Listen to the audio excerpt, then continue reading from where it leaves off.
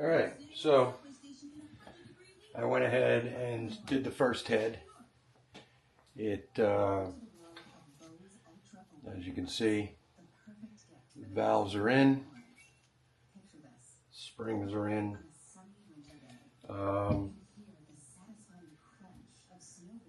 Did the leak test on it. Seals very well. No air, no bubbles. I'm going to go ahead and go on to the next head. So once I'm done with that, then we'll move on.